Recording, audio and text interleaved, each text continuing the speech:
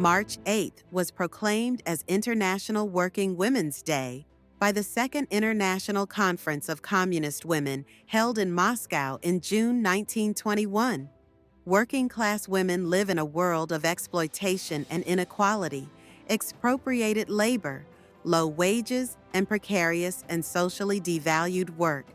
They face poverty, discrimination, harassment, problems in accessing health care, and are forced to confront the harsh consequences of repeated attacks on Social Security protections and the absence of free proper childcare facilities. Violence in every aspect of life, including interpersonal relationships or relationships within the family, subjects women and girls to physical, sexual, or psychological harm or suffering, while femicide is a daily reality facing women. Millions of women are forced to live without protection of maternity and the female body or under laws severely restricting or prohibiting completely reproductive rights. Women continue to die from causes related to pregnancy and childbirth, which are entirely preventable by proper care. Imperialism has a devastating impact on women's lives and rights.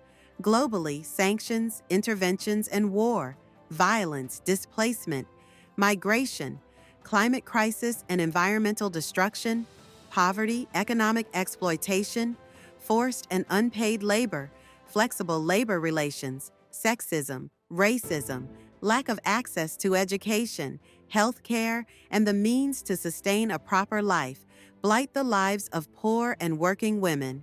Millions of people are forcibly displaced or rendered refugees by war. In Gaza, of the recent massive death toll inflicted by Israel's genocidal war, approximately 70% of the dead are women and children. While men and women can be victims of human trafficking, women and girls are disproportionately affected and make up the vast majority of the victims trafficked for sexual exploitation. The causes of trafficking arise from conditions of capitalist exploitation and include poverty, war, and displacement. We express our solidarity with women who experience the consequences of state violence, obscurantist views, anachronistic practices, economic and social discrimination, who live in countries such as Afghanistan, Iran, but also as refugees and migrants in EU countries. These unacceptable practices and the righteous indignation that they arouse in women are being used to promote imperialist plans. The October Socialist Revolution gave rise to a new vision and prospects for the emancipation and independence of women. The early communist women were clear in their understanding that working women can only win liberation by fighting for socialism, and that the struggle to achieve political equality for proletarian women is an inseparable part of the overall class struggle of the proletariat. From the beginning, communist women spoke out strongly against imperialist war for the peoples to live in peace. International Women's Day remains an opportunity for communists to assess the contemporary challenges facing working women and to remember their struggles and achievements. The fundamental contradiction between those who own the means of production and those workers, male and female, who produce wealth by selling their labor remains a defining characteristic of capitalism.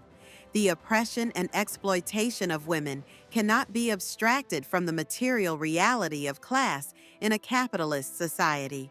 Class struggle remains the engine of social change, and only socialism offers the prospect of emancipation for humankind, including the liberation of women. The reality declared at the Moscow Conference in 1921 remains valid. Only socialism, communism can save humanity.